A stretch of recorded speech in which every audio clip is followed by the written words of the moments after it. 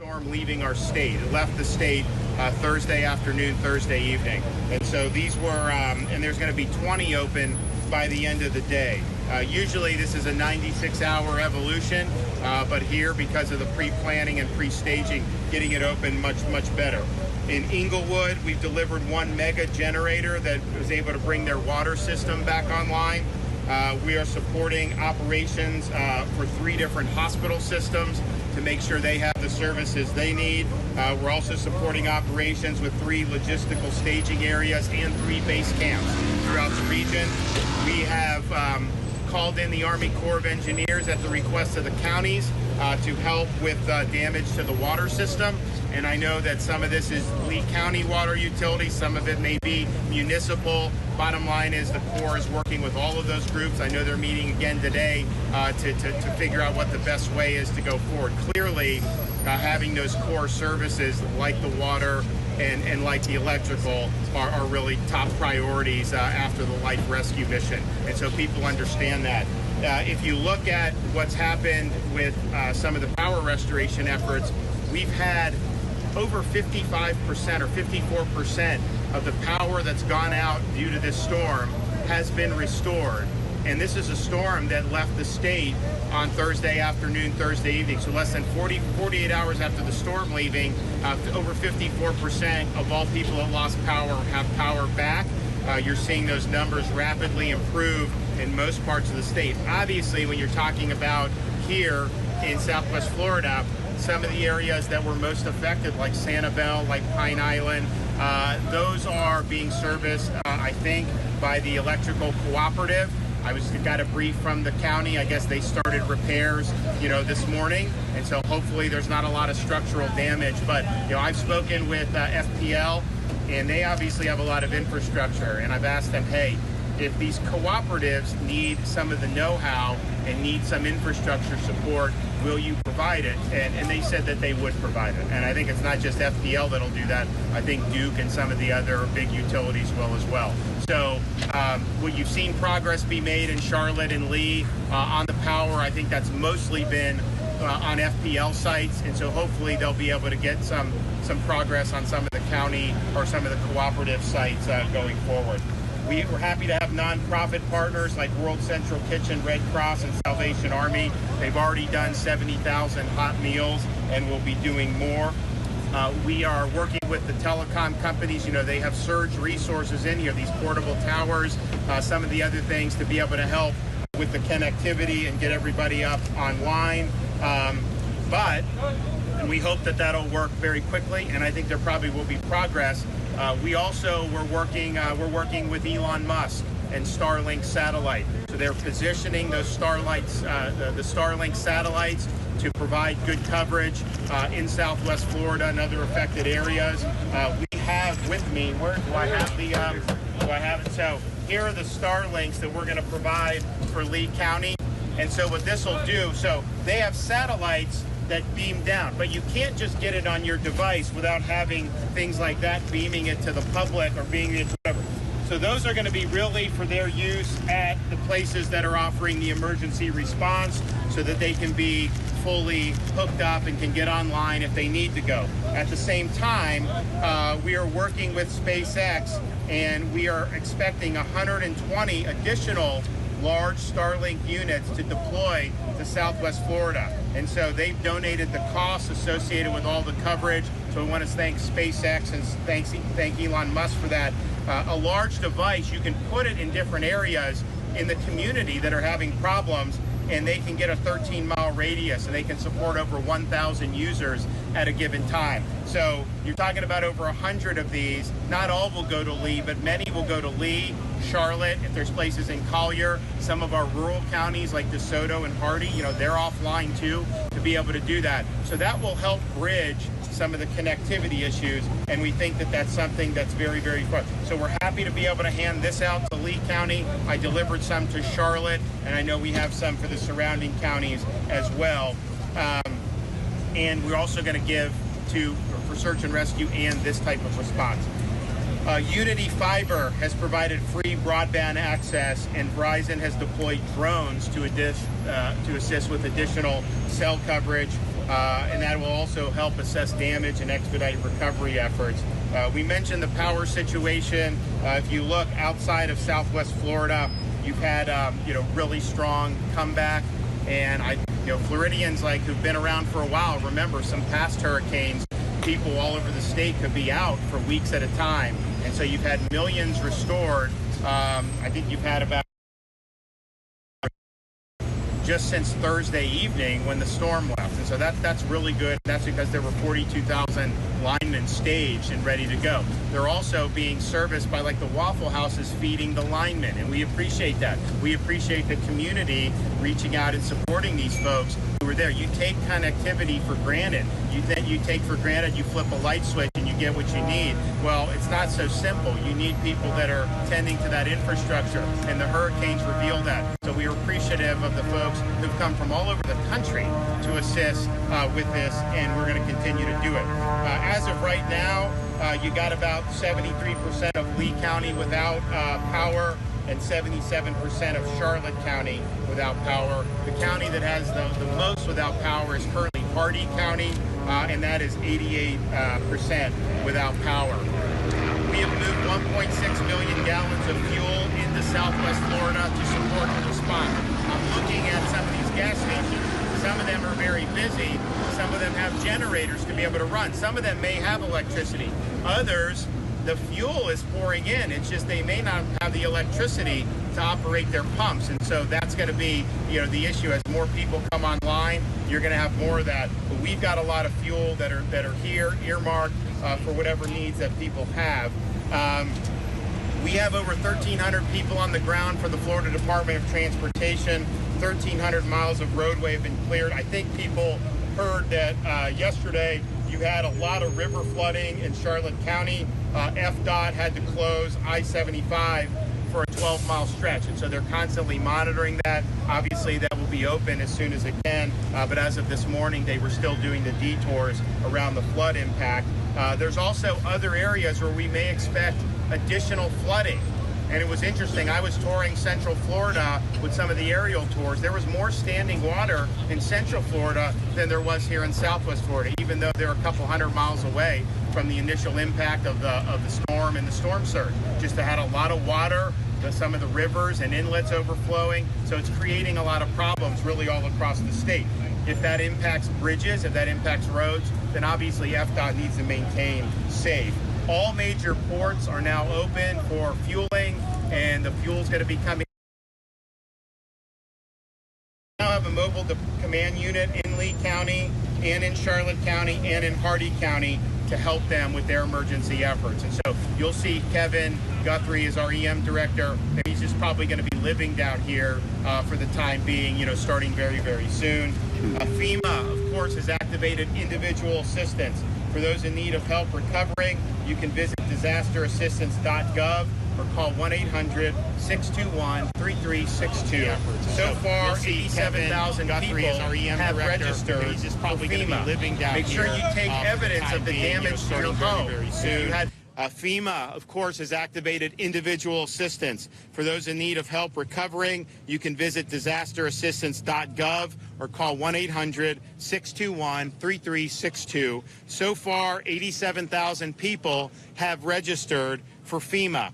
Make sure you take evidence of the damage to your home. If you had flood damage and you have a policy under the National Flood Insurance Program, take pictures of the water line. Hopefully you took pictures when the water was still in there. That will help grease the skids for you to be able to submit your claims and be made whole as soon as humanly possible.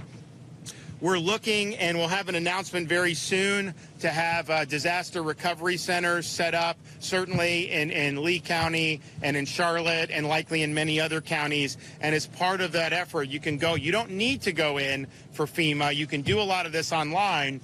But if you have questions, if you're not getting what you need, there'll be the people there to assist you. We'll also have folks from the state of Florida there. And then Jimmy Patronis, the CFO for the state of Florida, is setting up insurance villages so people can come in and meet with the carriers and make their claims. it's interesting. Just looking around the state, we probably suffered more flood damage than wind damage. You look at like a Charlotte County, they didn't get the storm surge they anticipated. They did get wind damage. You did obviously get wind damage in Lee, but I think if you look at some of the communities, you just had a rising water, and that was really the thing that was most devastating, because you can have a home that can withstand hurricane winds. Maybe there'll be some damage, patch it up. When you got a torrent of water coming in, there's really nothing that you can do about that. So that's going to require a lot of flood claims being filed. People are going to have to rehab that and hopefully get their proceeds from the flood program very, very quickly. Really proud of the First Lady for her efforts, spearheading www.floridadisasterfund.org. They launched this basically the day after the storm, and they've already raised more than $20 million to help relief efforts for people. And obviously a lot of that is going to be done right here in the state of Florida. And so we're really excited about being able to help folks in a variety of ways. I was talking to some of the motorists coming in. They had questions for me about FEMA, like FEMA told me I couldn't get this last time or whatever. FEMA is, it's a bureaucracy, and they're going to go by whatever those regulations are. So you may have needs that don't fit into one of their wickets. So FloridadisasterFund.org, working with these private groups, can help meet needs of people that would not be covered by FEMA. So it's an important complement to what the state and these communities are doing overall. Also, people have wanted to come in and pitch in help. And there's ways to do that. If you go to www.volunteerflorida.org, you can sign up for different volunteer opportunities, and I know people would love to have. There's been a great outpouring of support, community, and I've seen a lot of resilience in this community of people that want to pick themselves up and they want to get their communities back on their feet. And we really appreciate that spirit. And as I've said throughout the whole thing of this, there comes a time when this is not interest to the TV cameras anymore, but we understand the needs will persist long after the cameras are gone, and we'll be here and we'll be helping every step of the way. Okay, Jim Eifert is going to talk about some of the efforts that the Guard is doing.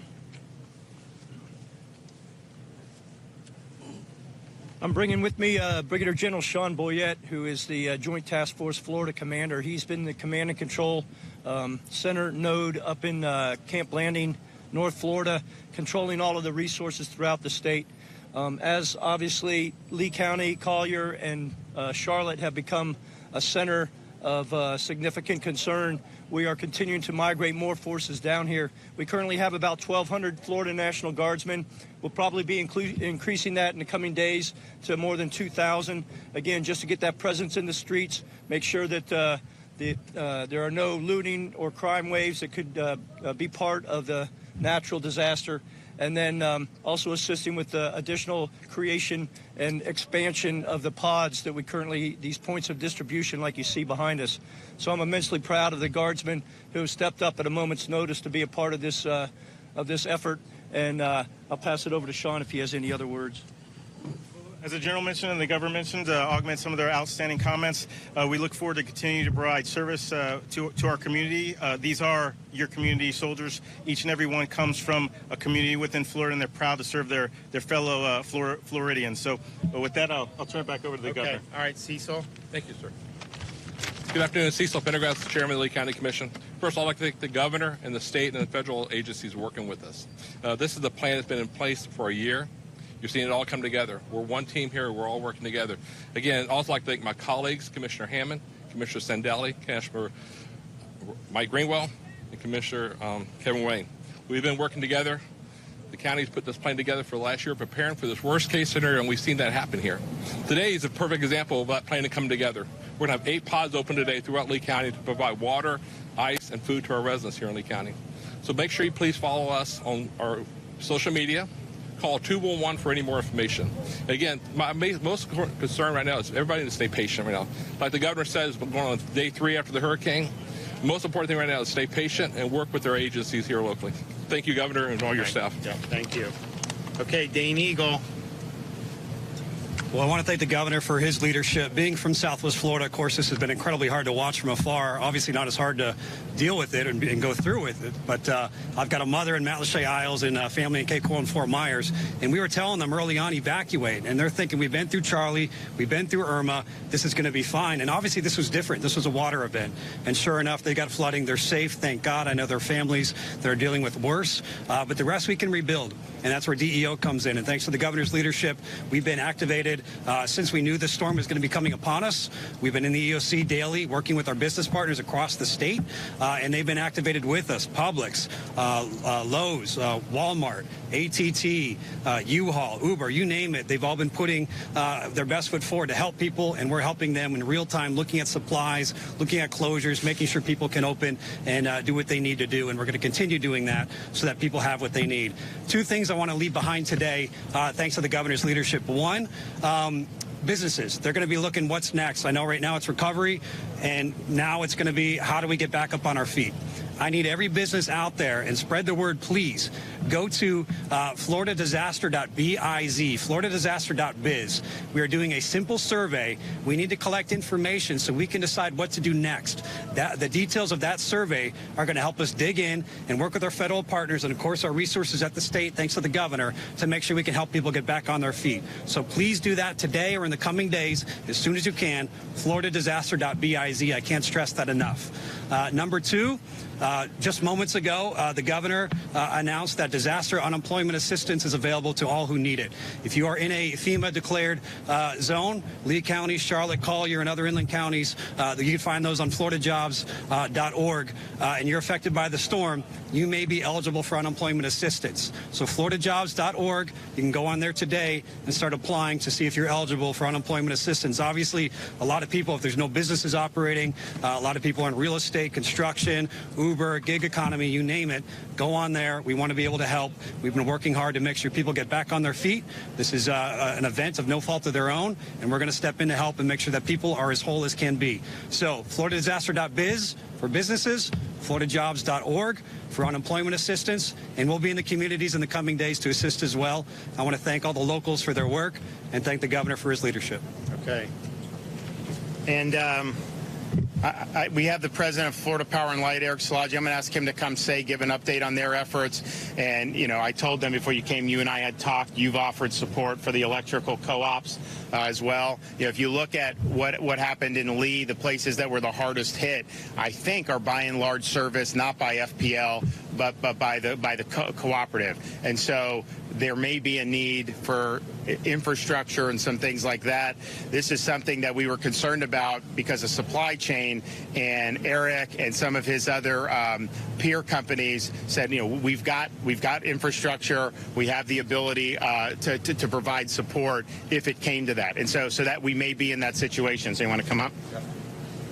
Thank you, Governor. So as the governor said, this is a team effort, and getting the power back on for all of Florida is a team effort, and we're going to be working with everybody to do so. I'm pleased to report, Governor, that right now at FPL we are 2/3 restored. We have 1.5 million customers restored and about 650,000 customers that have yet to be restored. With that in mind, we are continuing around-the-clock operations to get everybody up. We have over 21,000 people in the field working around the clock, staging out of 30 different sites. We are cleaning up and getting power on at counties across the state, and as soon as the county is up and restored, we're collapsing those resources into Southwest Florida and supplementing the thousands we already have right here in Southwest Florida with even more. We will work with all of the electric providers, whether they're cooperatives, municipal electrics, other investor-owned utilities. It's a hallmark of what this industry does, is to come together to get the power back on for people as quickly and as safely as possible. Part of this is being able to get so many people up so quickly is a testament to the investment and the support we've had from our legislature, from the governor, from other leaders in the state about being able to invest in the resiliency of the infrastructure. At FPL, we have 8,000 miles of transmission in our system, and we did not lose one single transmission structure to this monster storm, nor did we lose any generation that was not able to provide power. that makes a huge difference in being able to get people up quickly. That's not to say that the distribution system, which many of you have seen pictures along the coast, was not devastated by the storm. We will be rebuilding parts of that, but in most parts we are restoring the power rather than rebuilding the power, and that's because of the support we've had over years to invest in hardening our system with concrete and steel and undergrounding. And Governor, I thank you for that. It's made a huge difference for all Floridians today to have that kind of investment.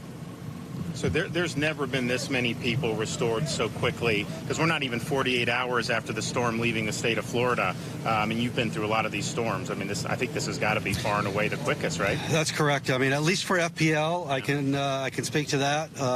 Hurricane Irma, which was also a monster storm that hit not too far from here, as you recall, was at the time the fastest restoration in the history of the United States at FPL, and we are actually beating that at this point. So this will be the fastest restoration of number of customers that I'm aware of in the country. Yep.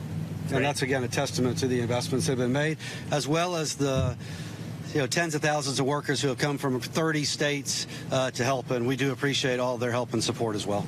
Great. Well, thank you. Yes, sir. Okay. Have any questions? Yeah, Governor, as we were watching the storm head this way and our Lee County officials made the call to ask folks to evacuate, how do you feel that was done? You feel it was done appropriately and timely? Yeah, absolutely. They were following the data, and you remember people were looking initially at the Panhandle on Sunday. Then Monday came and people were thinking maybe north of Tampa Bay. When we went to bed Monday night, people were saying this is a direct hit on Tampa Bay, worst case scenario for the state. As that track started to shift south in the computer models the next morning, they called for the evacuation. They opened their shelters and they responded very quickly to the data. But at the end of the day, Fort Myers and Naples on Sunday, I think of the 11 a.m. advisory, 72 hours out, they weren't even in the cone. I mean, so that's just the reality. So they followed it very closely. I know Kevin Guthrie is in touch with all the EM directors locally, working on kind of what we're seeing with different modeling. And at the end of the day, a storm that's going to hit 150 miles north of you is something that, and I said there'd be impacts all across the Gulf Coast. And I said Sunday, even if it goes to North Florida, it's a big storm. You could see impacts in Naples and some of those areas. But that's a different type of impact than what we ended up seeing. And so I think that they work very quickly, provide people shelter, provide people the opportunity to do that. And I know many of them did take them up. But I would also just point out, you had people evacuating from Tampa to Southwest Florida. I mean, that happened because of how they were following the track of the storm. Yep. Governor, two major concerns for people, obviously running water and then gas. Do you have any information on whether the state is going to restore running water and when we could be expected gas deliveries? So what we've done on the water, they identified the break, I think, the day after the storm.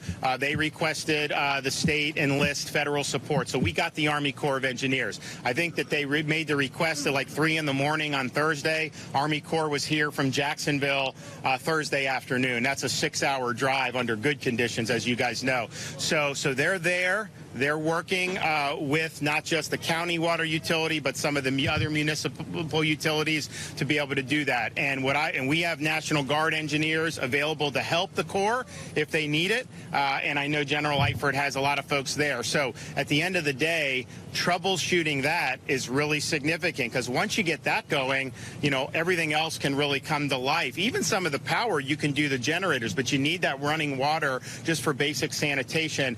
So we're happy that the Army Corps responded very quickly, that they're on it, diagnosing it, hopefully offering a solution as soon as possible. The fuel, as I mentioned in my comments, there's fuel available. It's coming in from the ports. The gas stations that have power or generators typically are offering gas. I think there's just a lot of gas stations that are offline from that, and so the pumps aren't going to work if you don't have the electricity. So I think it's probably more of a power issue than it is a fuel supply issue. And now that all our ports are open, you're going to see more fuel coming in addition to all the fuel we have staged here. We've got more fuel staged here than we've probably ever had for a storm before. Okay, we'll be back tomorrow. We'll see you guys. Thanks, Governor. All right. Yeah. Let us know what else we can do. Thank you.